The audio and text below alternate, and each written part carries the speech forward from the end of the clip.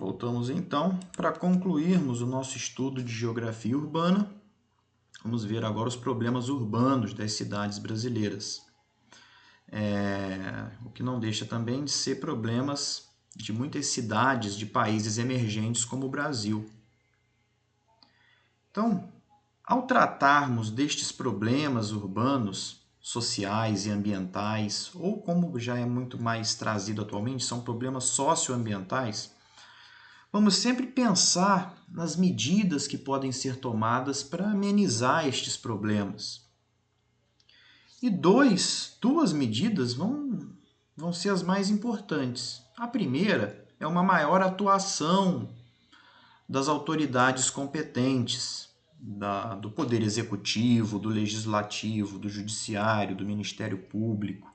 Ou seja, são ações aí políticas, prefeitos, vereadores, órgãos competentes para poder resolver esses problemas. E também não podemos deixar de citar a conscientização, o papel da população também para ajudar a resolver esses problemas. Em muitos desses problemas urbanos, nós podemos fazer a nossa parte para ajudar a resolvê-los. Se não resolvê-los, pelo menos abrandar um pouco esses problemas. Então vamos ver muito rapidamente, são muitos os problemas socioambientais urbanos. Então o primeiro problema urbano aqui que estamos tratando é o déficit habitacional, ou seja, há mais pessoas precisando de moradias do que moradias propriamente ditas. Então a quantidade de habitações, de moradias, é menor do que a demanda, a quantidade de pessoas, de famílias precisando de locais para morar. E por conta disso nós vamos ter aí as moradias em cortiços, que são esses casarões, geralmente no centro da cidade, abandonados, e também as favelas, que são essas casas precárias, principalmente na periferia das cidades. Também temos aí os deslizamentos de terra, por conta das habitações em áreas de risco. A população ocupa essas áreas, a vegetação é retirada, o solo fica encharcado quando há uma grande chuva e há o deslizamento de terra, levando casas, levando tudo pela frente, causando aí a morte de dezenas, centenas de pessoas. Macrocefalia urbana é a concentração de atividades e pessoas em espaço limitado. É uma cidade que fica muito sobrecarregada. É uma cidade que recebe muita gente, muitas atividades, só que ela não tem estrutura para receber aquela quantidade toda de pessoas e de atividades. Então, nós temos esse fenômeno aí da cidade inchada, da cidade saturada, da cidade cheia de problemas. Esse é o conceito de macrocefalia urbana, que é a consequência da urbanização acelerada, desorganizada e descapitalizada de pessoas que migraram muito rapidamente do campo para a cidade. Aí fica essa cidade cheia de problemas, como a favelização, uma cidade que carece de uma infraestrutura para atender toda a população. Esse é o fenômeno da macrocefalia urbana. Macrocefalia é cabeça inchada e urbana é cidade, é uma cidade inchada. Como consequência da macrocefalia urbana, temos a hipertrofia do setor terciário. O setor terciário é o do comércio e da prestação de serviços.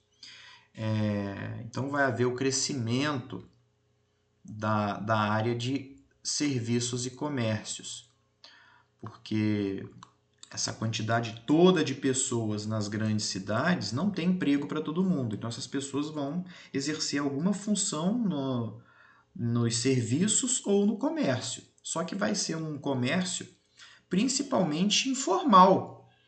Ambulantes, camelô, vendedores. Então a gente vê aí um excesso de pessoas no setor terciário. Isso chama hipertrofia do setor terciário. É um setor terciário com uma grande quantidade de pessoas. Só que o setor terciário não tem condições de receber, de empregar, de atender toda essa quantidade de pessoas. Então a maioria delas vai para a atividade informal, que é aquela atividade que não tem carteira assinada, que a pessoa trabalha por conta própria, não tem benefícios trabalhistas como 13º, férias, não tem benefícios previdenciários como seguro-desemprego, auxílio-doença, aposentadoria. Então, é também um grande problema das principais cidades brasileiras. Outro problema são as desigualdades socioespaciais. São desigualdades sociais que se refletem no espaço. Então a gente vê muito bairros nobres e bairros, principalmente da periferia, degradados com uma concentração muito grande de pessoas. Revitalização e gentrificação. Revitalização é o poder público e as empresas investirem naquele bairro para torná-lo melhor. Era um bairro degradado, então a revitalização é trazer uma vida nova para aquele bairro. Só que muitas vezes a revitalização acaba trazendo um outro fenômeno que é ruim, chamado gentrificação. Gentrificação é quando o bairro se torna nobre e as pessoas que ali moravam não têm condições de se manter ali. O custo de vida ficou muito caro, o IPTU ficou muito caro e há também uma pressão para que aquelas pessoas saiam dali, para desocupar aqueles imóveis, para aqueles imóveis se tornarem empresas, se tornarem prédios. É o que chamamos de gentrificação. Então, aí é uma charge mostrando a gentrificação, que é a expulsão daquelas pessoas daquele bairro, que antes era um bairro degradado, que se tornou agora um bairro nobre. Outro problema também das cidades, principalmente das grandes cidades, desemprego, subemprego, trabalho infantil, que são crianças trabalhando, mendicância e informalidade. Saneamento básico deficiente. Saneamento básico são 3 elementos: água tratada, esgoto coletado e tratado e lixo, que são os resíduos sólidos, coletados e com destinação certa, que são os aterros sanitários. Então, falta saneamento básico em muitas cidades, principalmente com relação ao esgoto. Porque com relação ao lixo e à água, muitas cidades já avançaram na água tratada e na coleta de lixo, mas no esgoto ainda tem muitas cidades que sofrem, muitos bairros de muitas cidades sofrem com a não coleta e tratamento do esgoto, que acaba correndo a céu aberto, gerando doenças, gerando aí problemas de saúde, sobrecarregando o sistema de saúde. Outro problema também é o lixo. São os chamados resíduos sólidos. E nós temos 3 principais destinações para o lixo, para as grandes toneladas de lixo que as cidades produzem diariamente. O lixão, que é depositar o lixo, formando essas montanhas de lixo. O principal problema do lixão é o chorume, que é a decomposição do lixo, gerando um líquido escuro que contamina o solo e os lençóis freáticos. Então, apesar da prática proibida desde 81, 42% do lixo ainda é depositado a céu aberto, nos chamados lixões. Outra forma de destinação para o lixo é o chamado aterro controlado. O aterro controlado pouco difere do lixão. A única diferença é que, depois que o lixo está ali depositado, vem uma cobertura com terra e grama, evitando aí doenças, mas não evitou o problema do chorume contaminar o solo e os lençóis freáticos. A terceira e a forma correta de destinação para o lixo é o chamado aterro sanitário. O aterro sanitário, há uma impermeabilização para o chorume não contaminar os lençóis freáticos, há a captação e queima do gás desse lixo e esse chorume vai ser tratado numa estação de tratamento de esgoto. Então, o correto a ser feito é o aterro sanitário. Além de que muitos aterros ainda complementam com a cobertura desse lixo depois com grama e solo, para não haver também disseminação de insetos indesejáveis, de doenças. Aí a destinação do lixo no Brasil, então 59% é em aterro sanitário, então mais da metade pelo menos da destinação do lixo tem sido feita de forma correta, mas ainda uma grande parcela do lixo ainda vai para lixão e aterro controlado. Lembrando que o aterro controlado ele não resolve o problema do chorume, que é um líquido produzido da decomposição do lixo que polui demais o solo e os lençóis freáticos. Também temos que falar da questão das pilhas, baterias, termômetros, lâmpadas fluorescentes, que não devem ser descartadas no lixo comum, porque são substâncias tóxicas. Tem que haver uma correta destinação para esses materiais. Não podemos jogar pilha no lixo. O bom a ser feito é ir colocando numa garrafa PET e acumulando aquilo ali para depois entregar isso numa secretaria de meio ambiente no município aí onde você mora. Porém, gente, o problema do lixo não adianta aterro se continuarmos com as toneladas e toneladas de lixo por dia. Então, a solução passa nos chamados 7 R's. Depois vocês deem uma lida por completo aqui nos 7 R's, que são reduzir, reutilizar, reciclar, repensar, recusar, reparar e reintegrar. Outro problema também urbano é a precariedade no transporte coletivo e o congestionamento. Então, as pessoas, se todos fossem no seu transporte individual, no seu carro, a situação ainda ficaria pior. E o transporte coletivo precário, ônibus em péssima condição, em horários ruins.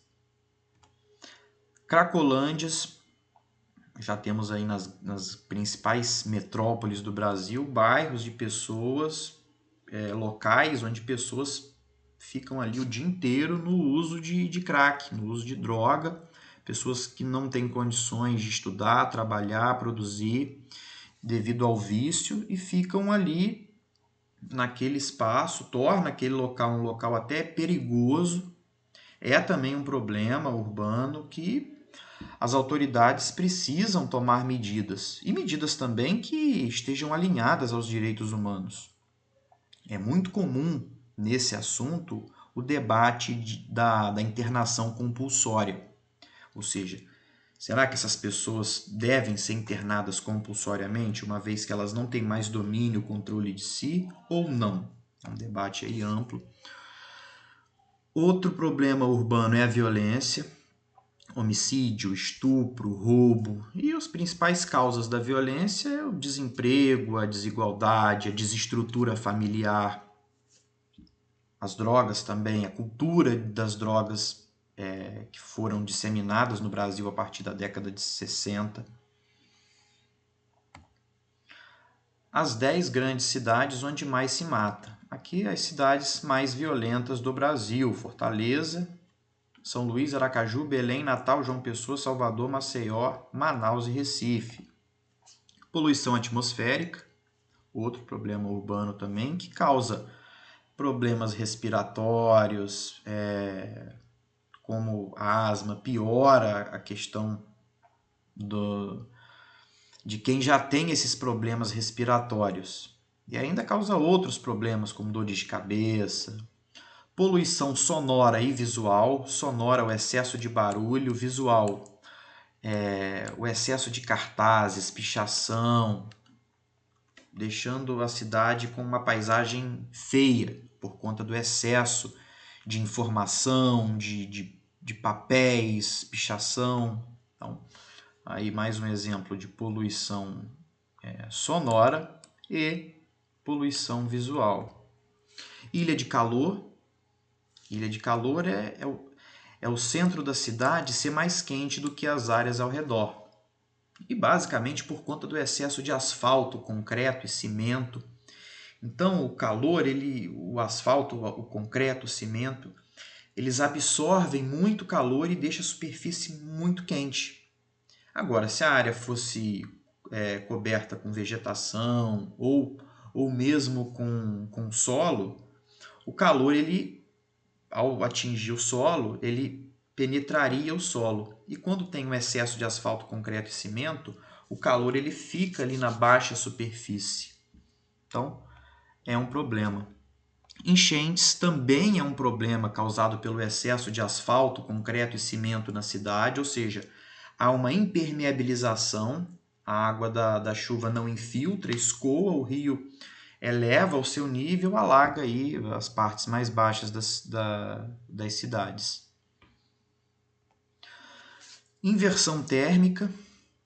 Então, numa situação de dia normal, o Sol ele aquece as partes mais baixas da superfície. Esse ar quente mais leve ele sobe. Vai chegando nas altas camadas da atmosfera, esse ar ele se esfria e desce novamente, criando aí um ciclo. Agora, numa situação de inversão térmica, que é um problema, é um fenômeno, não é um problema, é um fenômeno natural, às vezes por conta de dias mais frios, de noites mais longas, as partes mais baixas da atmosfera, próximas à superfície, o ar frio mais pesado, ele fica retido ali, por conta do frio. E o problema é que os poluentes eles se acumulam ainda mais nas partes baixas da superfície próximas da gente. Então, com uma situação normal, esses poluentes eles são levados para as altas camadas por conta da própria circulação do ar. Agora, com a inversão térmica, não. Os poluentes ficam retidos ali juntamente àquele ar frio. E isso fica por dias, até esse ar frio ele se aquecer, subir, fazendo o ciclo novamente. Outro problema urbano é a chuva ácida. A poluição de fábricas e veículos reage com o vapor d'água das nuvens, formando ácidos. Então, os principais poluentes, aí, o dióxido de enxofre, óxido de nitrogênio, eles reagem com o vapor d'água formando os ácidos. Ácido nítrico, ácido sulfúrico. E esses ácidos eles caem juntamente com a água da chuva. A chuva ácida ela é muito comum em locais muito industrializados, como região metropolitana do Rio, região metropolitana de São Paulo. Aí nós temos uma notícia falando de uma chuva ácida no município de Cubatão, na Baixada Santista. Então, pessoal, assim nós terminamos o nosso estudo de geografia urbana, com os problemas urbanos e as possíveis medidas que podem ser tomadas para poder resolver ou melhorar então a situação. E repito, cabe muitas das vezes às autoridades competentes, prefeitos, vereadores, Ministério Público, Conselho Tutelar, os diversos órgãos aí de fiscalização. E também a população tem o seu papel para, pelo menos, ajudar a resolver muitos desses problemas. Então, assim, terminamos o nosso estudo de geografia urbana.